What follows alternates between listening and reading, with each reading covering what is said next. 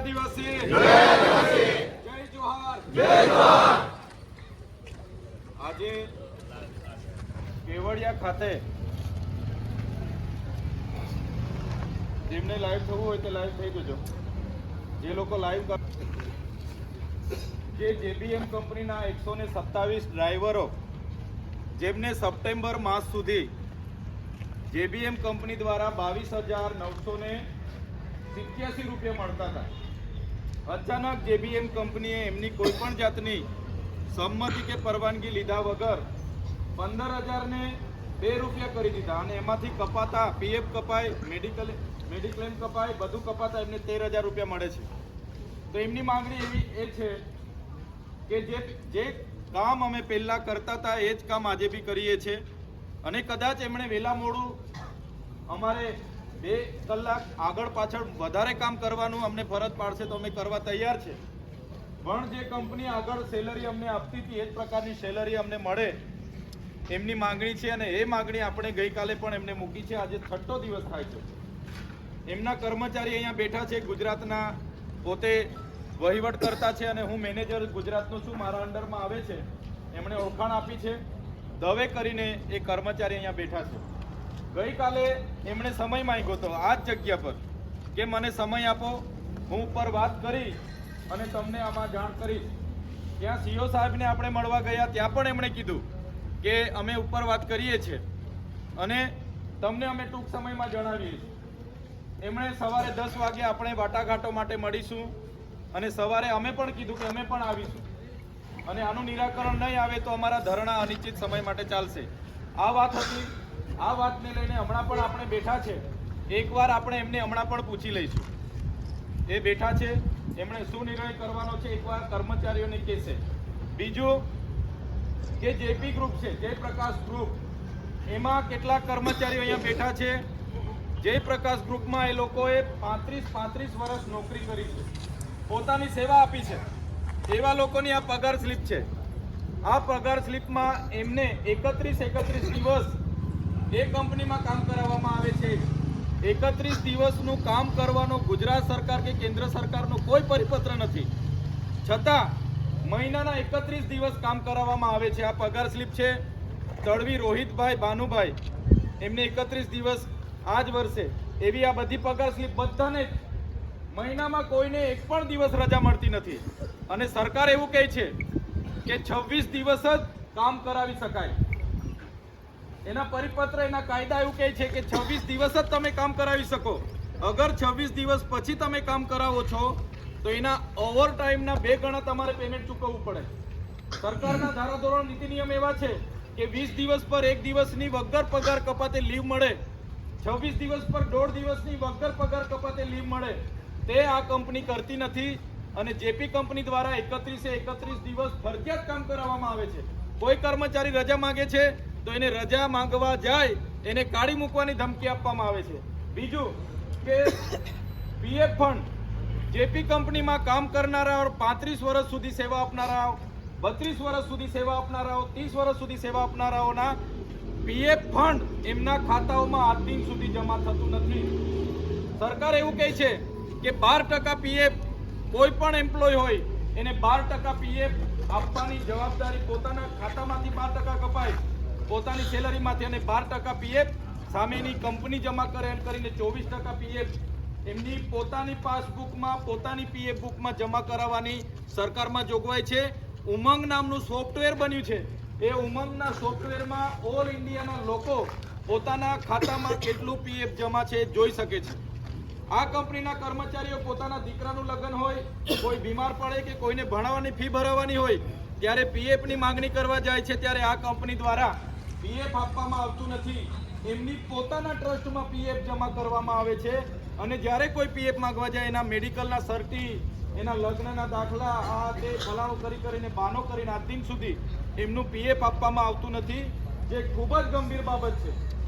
બીજું કે જેપી કંપનીમાં જે લોકો 35 વર્ષ સુધી નોકરી કરી છે એમની પણ પગાર સ્લીપ છે।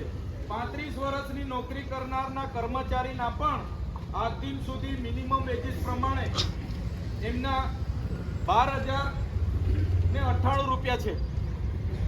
વિચાર કરો તમે, જે લોકો આજે જોઈનિંગ કરે 1 મહિનો થાય ને એને બી સરકારના મિનિમમ વેજીસ એક્ટ 1948 મુજબ એમને લઘુત્તમ વેતન ધારાની અંતર્ગત સેલરી આપવી પડે. એની જગ્યાએ આ કંપનીએ 32 વર્ષ 35 વર્ષના લોકોને પણ 13,000 12,000 ચૂકવે છે. ઇન્ક્રીમેન્ટ કાં ગયું?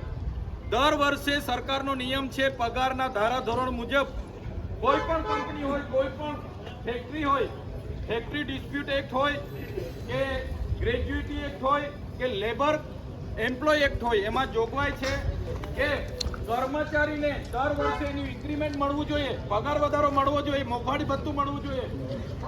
તો અહીંયા આ જેપી કંપની દ્વારા જે પણ કર્મચારીઓ છે એને સિનિયોરિટી પ્રમાણે, એના કામની પ્રકાર પ્રમાણે હજુ એમને પગાર વધારો મળતો નથી. એટલે સાથીઓ, આ આપણી હકની વાત સરકારના ધારાધોરણમાં રહીને, એના કાયદામાં રહીને આપણે માંગણી કરીએ છીએ. આપણે કોઈનું ખોટું માંગતા નથી. આપણા અધિકારની વાત છે. જે 32 વર્ષ સુધી તમારી સેવા કરી છે એમને પગાર વધવો જોઈએ. તમારો પગાર 8,000 થી લઈને તમારો પગાર આજે 3 લાખ રૂપિયા થઈ ગયો છે, અને અમારો કર્મચારીનો પગાર આજે પણ મિનિમમ વેજીસ પ્રમાણે 12,000 તમે આપો છો. એટલે આ શોષણ અમે ચલાવી લેવાના નથી. આ કંપની જ્યાં કામ કરે છે, સ્ટેચ્યુ ઓફ યુનિટી હોય કે આ જેપી કંપનીના કર્મચારીઓ, એ બધા લેન્ડ લૂઝરો છે.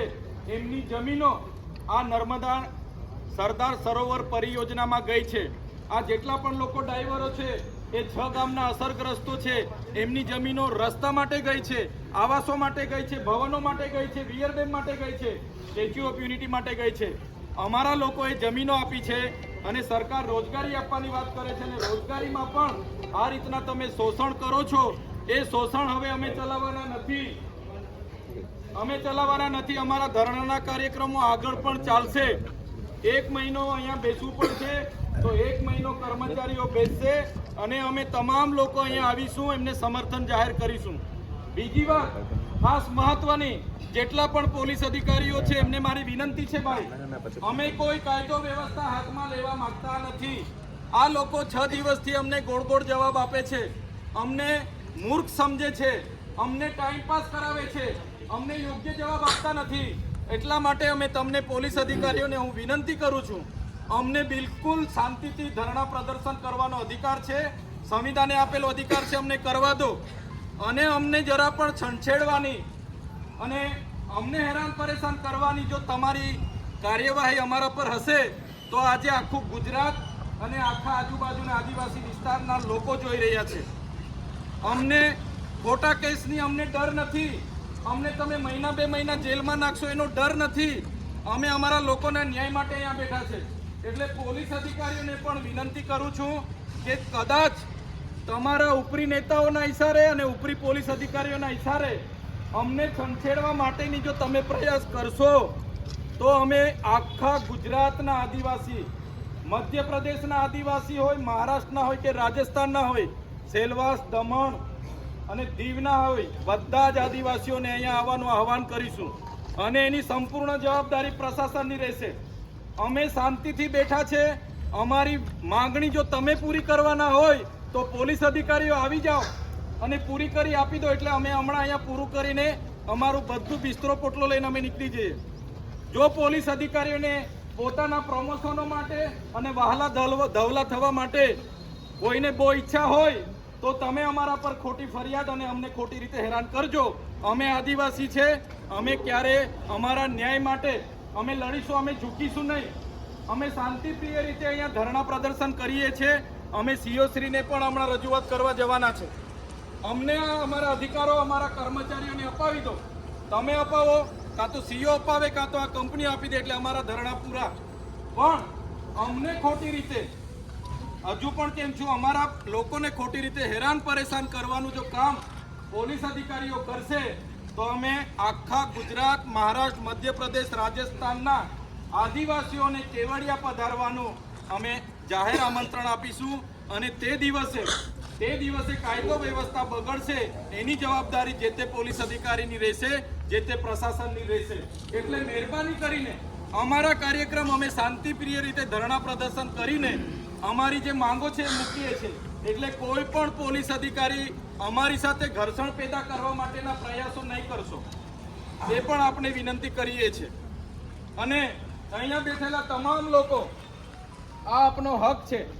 કોઈ કાયદો, કોઈ સરકારે કીધું નથી કે 31 દિવસ કામ કરવાનો. કોઈ સરકારે, કોઈ કાયદો એવું કહેતો નથી કે તમારું પીએફ તમને ના મળે. કોઈ કાયદો, કોઈ સરકાર એવું કહેતી નથી કે તમને ઓવર ટાઈમ ના મળે. એટલે આ તમને મળવું જ જોઈએ, ઇન્ક્રીમેન્ટ મળવું જ જોઈએ, મેડિક્લેમ મળવું જ જોઈએ, ગ્રેજ્યુએટ મળવી જ જોઈએ.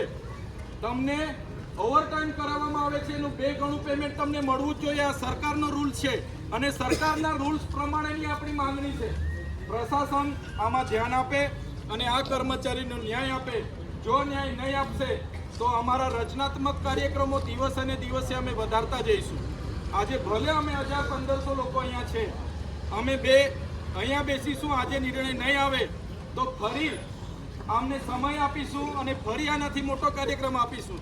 ત્યારે પણ નિર્ણય નહીં આવે તો ફરી બધા સમાજના નેતાઓ, સામાજિક સંગઠનના આગેવાનો, બધા પદાધિકારીઓને પણ આહવાન કરીશું. ફરી આનાથી પણ મોટો કાર્યક્રમ આપીશું. એમ કરતા કરતા દિવસ અને દિવસે આંતરે 2-3 દિવસમાં આપણો મોટો કાર્યક્રમ આપણે અહીંયા આપતા જઈશું.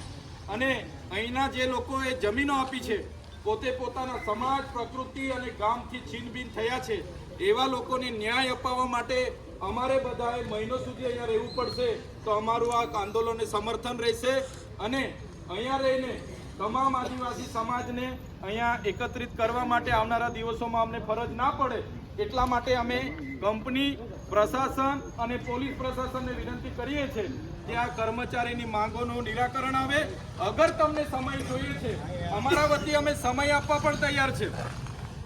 કોઈ પ્રશાસનને, કોઈ કંપનીને સમય જોઈએ છે, એના માટે અમે સમય આપવા પણ તૈયાર છે.